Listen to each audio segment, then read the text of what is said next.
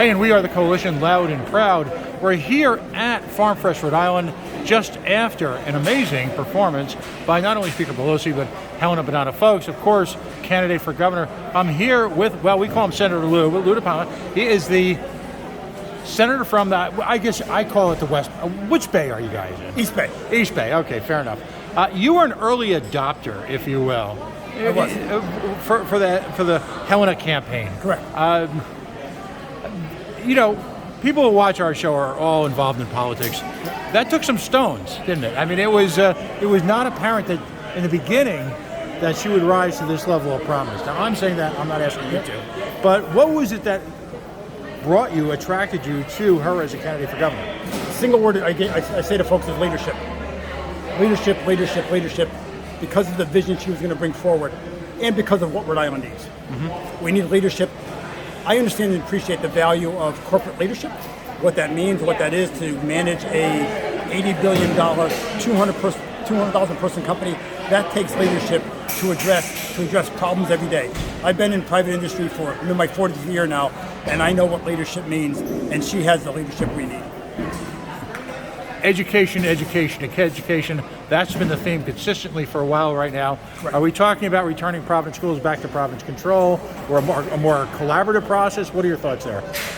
Clearly, the school system needs to be brought back to Providence. Not yet.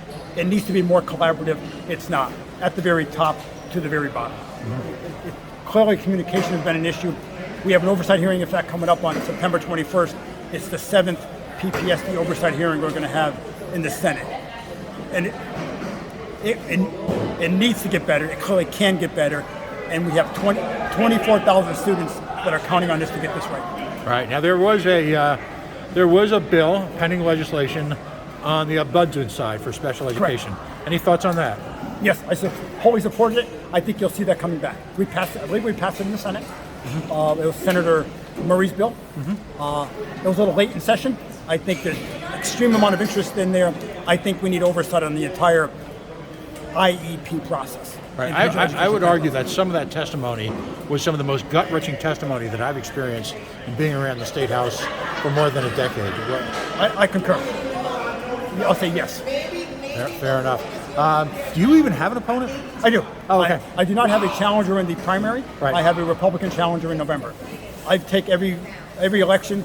There's only two ways to run: scared and unopposed. You run scared, you work hard, you keep doing it. This is my 10th election. Mm-hmm. 2 on the council, and now will be my 8th for the Senate. Going door to door, I'm getting great responses at the door. There are people I've now known for 20 years, and 18 years in political office, and I've been around now 40 years. I've now learned to know people for the 40 years that understand and appreciate. I'm going to tell you what I see. I'll be respectful about it, and we're going to get stuff done. Senator, good luck. Good to see you again, and we'll see you on that hearing. When's that hearing again? It's the 21st of September, 5:30 at the State House. It's the primarily focused on the PPSD takeover is on teacher recruiting, or really teacher retention and recruiting. We have to retain before we recruit. Fair enough. A critical issue, as we've all found out in the last few weeks. Well, thanks again for your time. You're welcome.